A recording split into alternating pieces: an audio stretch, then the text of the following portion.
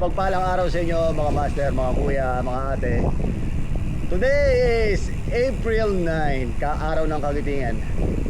So, tayo ay maglalakbay at tayo ay may pag-uusapan tungkol sa ating mga hinaharap sa buhay. Okay? So, papunta tayo ngayon ng Quiapo. Tapos tayo ay may i-discussion. Right?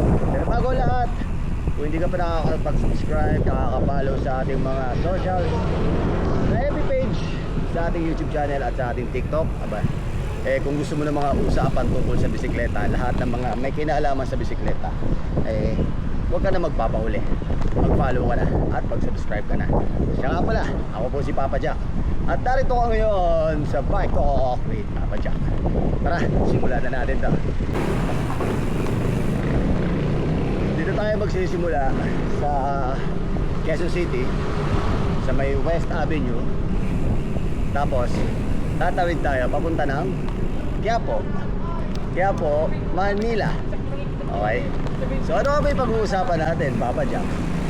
Siyempre, ayos lang. Ano ba yung pag-uusapan natin? Pag-uusapan natin, ngayong mataas na naman ang tinatawag nating gasolina, diesel. Ito na yung panahon, ito na ang tamang oras para tayo ay magbisikleta. Pero paano nga ba natin magagawa yung pagbibisikleta? At paano nga ba tayo mahihimok ng ating gobyerno na magbisikleta? Di ba? Sige. Itong gagawin natin, parang kwentuhan lang natin to. Kwentuhan podcast. Tayong dalawa lang. Ikaw na nanonood sa akin. Kwentuhan podcast lang to. Okay? So, ano nga ba yung mga dapat gawin? Isa-isahin natin, himayin natin. Unang-una na dyan,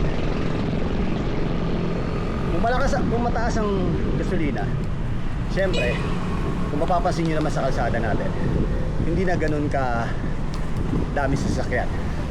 Dito sa NCR yun dito sa NCR.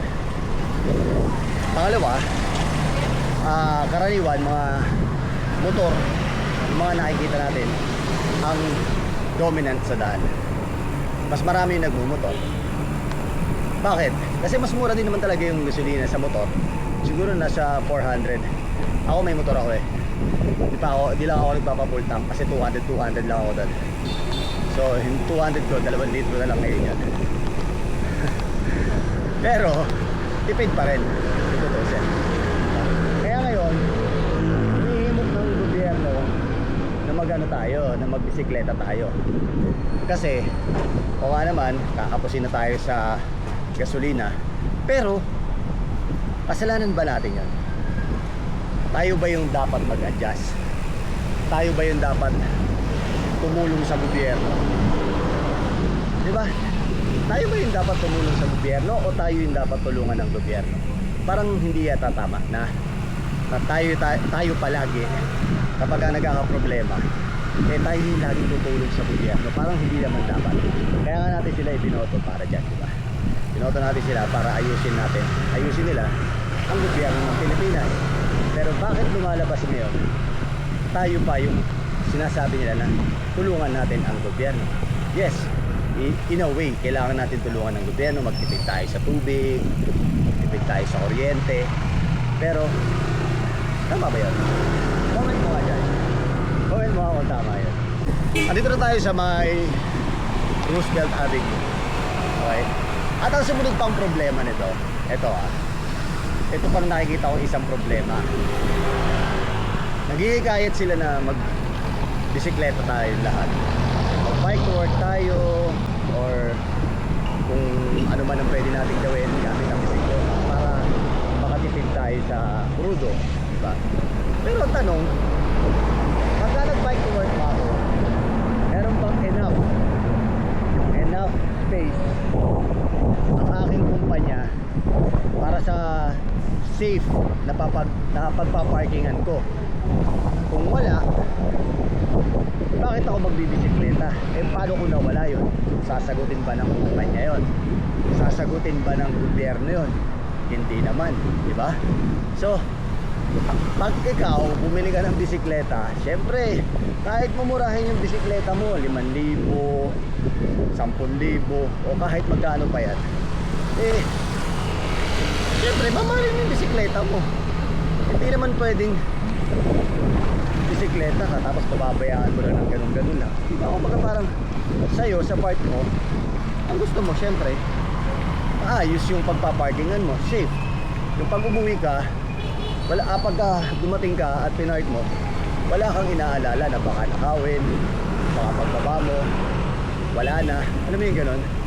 So wala silang enough space para sa mga nagbabike to work na safe parking para sa atin, di ba? Dito na tayo, papunta na tayo sa Araneta. Ang init, anong oras na, walang ka ulap-ulap pa. Merong ulap pero kakapiraso. Dito na tayo sa may Araneta. Okay. At ang sumunod natin, kagaya yung bike lane na yan, nakikita yung bike lane na yan, dapat kung gusto nilang magkaroon ng mas maraming nagbibisikleta, palawakin nila yung bike lane, magkaroon sila ng progresibong bike lane. Ang nangyayari kasi, especially kapag nasa EDSA ka, kahit saan mga maliliit na road na may bike lane, kung hindi nakikita ng mga tao, ng mga MMDA na may mga bisikletang dumadaan, eh pinapasukan ng motor, kagaya ng motor na yun. Dapat kung gusto nilang panuhan yan, stricto sila na bike first, i-priority nila yung bike lane para sa bike. Hindi pwedeng ang makikipagsabayan ng bike sa motor, kasi vulnerable ang bisikleta. Kapag nadali lang saglit yan, matamaan lang yung manibela namin, matik yun, tutumba kami, matik yun. Unlike yung motor, kahit pa paano medyo mas malapad-lapad yung goma, sa amin naninipis ang goma namin. Kahit sa ang angulo mo tingnan, madali lang yung handlebar namin, wala na kaming laban, di ba? Tadyakan lang kami, tapos umalis yung motor, wala na, hit and run na kami. Panggain lang na sandali yung likod namin na nakakotse o kahit ano pa mang sasakyan, wala na, ano na kami, tumba na kami. Tapos biglang umalis, hit and run na kami, di ba? Yung mga ganong pangyayari, actually yung mga master, yung mga ganong pangyayari kasi hindi natin maiiwasan ito kahit gaano ka pa ingat magmaneho. Kapag yung mga taong nasa paligid mo, mga motorista sa paligid mo, eh hindi naman responsable sa ginagawa din ako pagmamaneho, isa yun sa problema. Kaya kung ikaw matanda ka na, gusto mo magbisikleta, bike to work ka, gaya yan, kuya, salamat po, thank you po. Ganun lang. Gaya yan, hindi sila aware na hindi kasi sila nasanay sa sistema na kapag bike lane lang, sa bike lang yan. Pero kung magkakaroon, para linawin ng para linawin ng gobyerno na bisikleta is para sa bike lane is para sa bisikleta, ganun lang. Siguro ang pinakamaganda, magkaroon ng malinaw na mandato ang gobyerno tungkol sa bike lane, diba? Kailangan magkaroon ng malinaw na mandato ang gobyerno para sa bike lane. Kung gagawin ng gobyerno shared lane, gawa ng magandang panuntunan. Halimbawa 9 AM to 4 PM pwede ang motor sa bike lane. Pagdating ng 5 PM bawal na, di ba? Bawal na yung motor sa bike lane kasi priority na ng bike lane yung mga nakabike, yung mga ganun lang, di ba? Tapos 5 AM to 9 AM dapat ang bike lane para sa bike lang. hindi pwedeng samahan ng motor o kahit ng sasakyan. Otherwise, penalize ka. Lalo ngayon,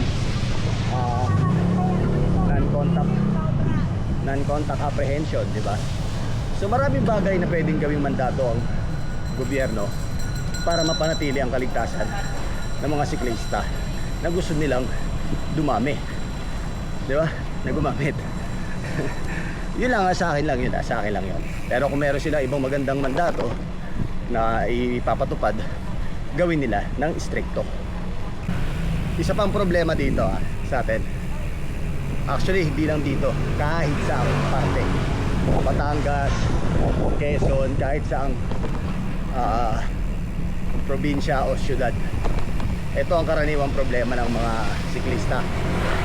Kung ikaw ay nagbabike to work, kung ikaw naman ay siklista talaga, kagaya ni Senator JB Ejercito, bike to work yun. Oy, shoutout nga pala, Sen, sana mapanood mo to, Sen, kung sa ating inilalatag sa mga problema sa kalsada ng mga siklista para sa ating gobyerno. Okay, so isa pang problema dito, kapag ikaw ay nakabisikleta, bike to work ka man, o ano man ang ginagawa mo sa pagbibisikleta, kapag ikaw ay nagbisikleta sa kahit saan lugar at gusto mo kumain, yung mga establishmento wala naman sariling parking, wala silang safe na parking, wala silang mapagpaparkan. Paano tayo dadami kung kada iniisip natin, gaya nung meron tayong may kaibigan tayo. Kagaya ko na lang ako. Gusto ko halimbawa kumain sa isang restaurant na gusto ko. Halimbawa, gusto kong kumain sa Via Mare, di ba? Gusto kong kumain sa Chibo. Yan, social, di ba? Daming pera ni Papa Jack, Via Mare, Chibo, Hindi, yung mga ganyan lang. Kahit nga mga pares na paresan, yung mga establishmento lang na naka-sliding door, naka-aircon, wala naman silang parking, di ba? Wala silang binibigay na parking para sa mga siklista. Hindi sila bike friendly. Siguro 10% ng mga establishmento ang merong parking for siklista. Pero bukod doon, establishmento ng mga pagkain, wala. Kaya nga dapat, kung gusto nilang dumami ang mga siklista, i-require nila ang lahat ng mga establishmento na magkaroon ng parking space ng mga bisikleta. Space ng bisikleta na safe. Parking ng bisikleta na maayos. Hindi yung isasandal mo lang yung bisikleta mo, sige, go ka na, pwede na yan. Hindi pwede yun. Kasi hindi naman biro-biro yung mga bisikleta natin. Kahit pa sabihin mo 10,000 lang yung bisikleta natin, mahal pa rin natin ang bisikleta natin, di ba? Hindi pwede yung bahala na, mawala o hindi, di ba? So yun lang. Gaya nung isa nag-comment sa kaibigan natin, yan, sa YouTube, yan, katulad yan. Sabi niya, nahihirapan daw siya. Ang inaalala daw niya, hindi daw siya makapag-part ng safe kasi takot siya, baka mawala kung solo biker siya. Hindi mo maiiwasan mag-isip yung mga ganyan siklista kasi syempre, mahal natin yung bisikleta natin nilaanan natin ng pagod, nilaanan natin ng effort, diba? Tapos mawawala lang sa kung saan dahil walang safe na parking, diba? Dito tayo sa may Maceda, dire-diretso lang to, tapos sa labas na natin sa may Lacson. Ito na ako parang mali yung alis ko napaka init. Katatapos lang kasi ng isang meeting natin, so na-late na ako. Dapat alas 2 nandun ako sa alauna, at least man lang sana nandun ako sa cycle art. May meeting kasi ako doon, so na-late na ako. Late na kasi natapos yung meeting ko. Anyway, okay lang yan, mahalaga. nakarating tayo. Better late than never. Ika ka, diba? Oh, pero bago natin simulan lahat yung tapusin ng mga iba pang mga ano natin, shoutout muna natin yung ating mga partner. Maraming salamat nga pala. Siyempre, una-una, Monkings, maraming salamat. Cycle Art, maraming salamat. Pack Here, Laglag, SM North EDSA, Dear Protect, maraming salamat. Happy Souls, maraming salamat para sa ating mga statement shirt na sinusuot. Ano pa ba? Roosevelt Bicycle Center, Bikery, maraming salamat. Oh, paalala ko ulit, baka hindi ka pa nakaka-follow, nakaka-subscribe. Alam nyo, yung pag-subscribe tsaka pag-follow sa ating mga socials, malaking bagay yun para at least lumaki yung community natin. Nahack lang kasi yung isang FB page natin, kaya nagsimula ulit tayo last year ng panibago. So ngayon, kahit pa paano, dumadami-dami na ulit tayo. So follow ka lang, and then mag-subscribe ka kung nagustuhan mo yung mga topic natin, dahil sa video natin napakarami nating na-upload sa YouTube channel natin. Oo, promise, lahat ng mga gusto mong malaman at patutunan nasa YouTube channel natin. Magtanong ka lang, MTB, gravel, road bike, touring bike, lahat nandun na. Kaya kung gusto mo ng mga ganitong usapan, sigurado ako marami kang malalaman at patutunan. Kung wala ka natutunan at wala ka nalaman, huwag kang mag-follow, huwag kang mag-subscribe. Maraming salamat sa pagdaan mo, master. Dito na tayo ngayon sa UST. Tatawid na tayo ng Lacson. Ang ingay ba? Ang ingay! Ayun! Ang ingay ng buto. Ay, maraming salamat nga pala sa Pops Bike Shop. Gamit natin ngayon, syempre, yung pangmalakasan na carbon na Pops Pro. Maraming salamat, Pops Jason.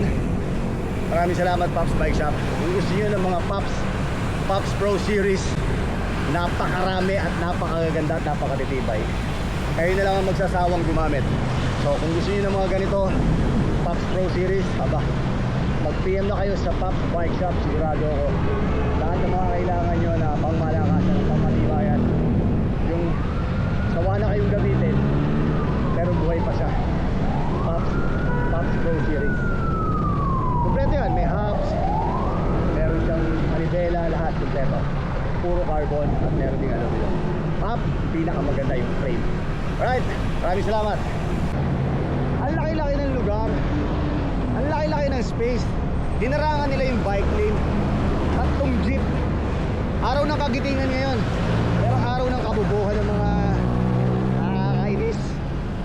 Buti na lang hindi na ako high blood. Hindi naman ako high blood. Never naman ako naging high blood. Ay, buti na lang nagbago na ako. Buti na nagbago na si Papa Jack. Dahil kung hindi, sigurado nakakapangit kasi yung nakakapangit yung sobra kang high blood. Nakakapangit yung mainitin ng ulo. Tapos ganito pa kainit ang araw. Award. Dito na tayo sa may FEU. Kakaliwa tayo dito. Tapos sa likod tayo dadaan para sakto-sakto ang tagos na natin sa may sa may 7-Eleven. So napakainit, dapat kakaliwa tayo, pero napakainit doon. Dito muna tayo sa silong. Baka hindi na ako mamukha ng mga constituents natin. Kanina may tumawag na naman sa akin, Papa Jack! Shoutout! May naka-bisikleta. Ano yun na lamang ako to? Siguro dahil namumukha nila ako dahil sa ilong, no? Pag-comment ka na naman dyan, Besh. Ha? Namumukha nila ako dahil sa ilong, pero hindi dahil kung ano pa man. Okay? Kapag may rally ang gobyerno, dito yung lugar na maraming nagwawala kasi papunta Malacanang yan. Hindi mo makikita ang may daan kasi puro tao, dahil marami nagwawalang mga tao dito.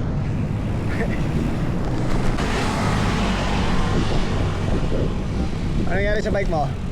Ayos ka lang? Opo, okay na po. Okay. Bakit ba masarap mag-bike? Opo. Bakit ba masarap? Salamat. Ay! Wala akong dadaanan, kuyang. Ayos ah.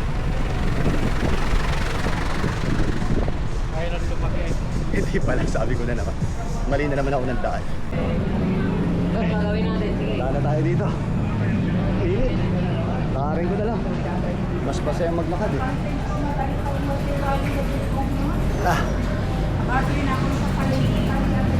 Mas masaya maglakad dito kasi madilim kaysa mag-bike ako.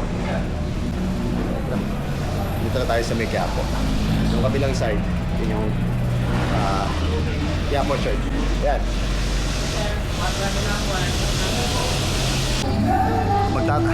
Magtatanong tayo kung magkano yung pinakamurang gravel bike at MTB sa bawat store. Dadaanan lang natin.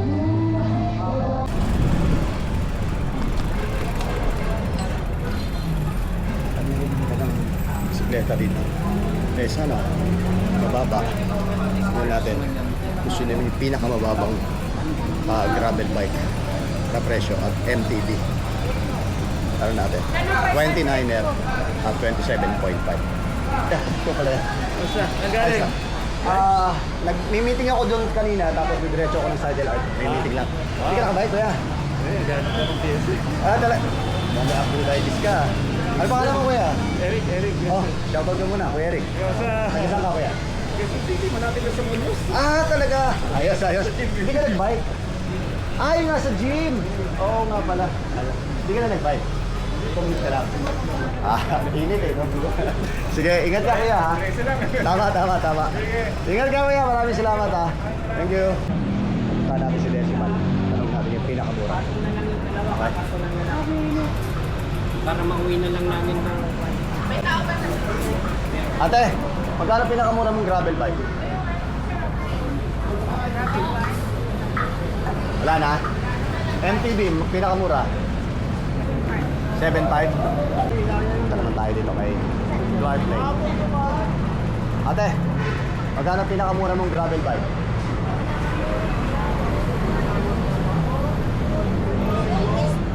Magkano yan, te? Pinakamura na yun. Pinakamura mong mountain bike? 27.5 na mountain bike. Basta pinakamura? Hydraulic na. Oo. 5.8. Hydraulic na yan. 5.8. Sa dito yan, sa McLaren Lane. Right, maraming salamat eh. Salamat.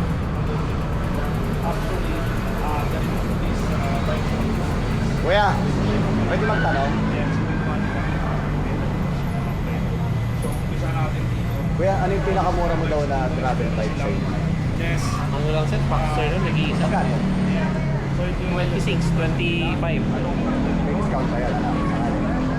Meron po naman. Tapos, ano yung, magkano yung pinakamura mo ng mountain bike? Budget meal, Ano yung pinakamura para sa mga bike to work natin mga kaibigan? 4-5 ba? 4-5 pa ka. Tapos, Sa alloy, 5,000. 5,000. Yun yan, guy. Ito ko. Maraming salamat, kuya. Thank you. Meron tayong papasukin na isa dito. Papasukin lang natin. Sorry. Yes, sir. Ito, kuya. May nagpapatanong. Magkano raw ba yung pinakamura ng gravel bike? 20,000 na lang meron sa 20,000 na meron. Ano yun? Aluminum. Ay, sorry kuya. Dali mo dito. Hindi, okay lang. Yung mabilis lang. Mountain bike, magkano? Pinakamura? 4,500. Bakal yun? alloy lang. Halo yun. Halo yun. Dito yan sa, anong pangalan ng... Rides Bicycle Shop. Rides Bicycle Shop. Pero kulay Salamat. gray. Alloy. Alloy. Gray. Okay, salamat ha. Hanapin ka lang. Anong pangalan mo? kuya? Denver po. Ginber. Ako, Denver. Denver Nuggets.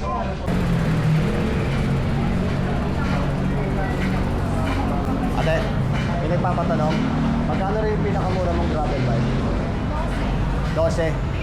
Bakal yun o ano yun? Alloy? 12, 9 speed. Sora yun, Sora. Kala ko Sora. Tapos, mountain bike, pinakamura. Bakal, 4,000. Talaga? Okay, maraming salamat eh. Ito lang yan sa King's Bicycle. So ayun, andito tayo ngayon sa Bicycle Art. Tatanungin natin sila kung ano yung pinakamura nilang gravel bike at pinakamura nilang mountain bike. Tara, simulan natin. Ate, may nagpapatanong. Ano magkano daw yung pinakamura mong gravel bike tsaka 12,000. ano yan? May terno. Nakita niyo yung pinakamaganda. Ganon? Nakita niyo yung pinakamaganda kong ate, di ba? So, nandito na tayo sa cycle. Mountain bike, pinakamura. Ano? 6,000. Anong specs niya? Aluminum? 27? Alloy. 27.5. Oh. Magandang kulay, orange. Orange. Di mo ka na. So, cycle art ka na. Diba? So, ayun na. Uy, master. Hanggang ko na muna po tayo. Palaging dadaan. May hirapan pero di susuko. Andito ako ngayon sa cycle art. At palaging dadaan. Palawakin ng kalaban. Humingi sa Diyos ng gabay para sa akin. Paglalakbay. Ciao. Uy, ate. Bye.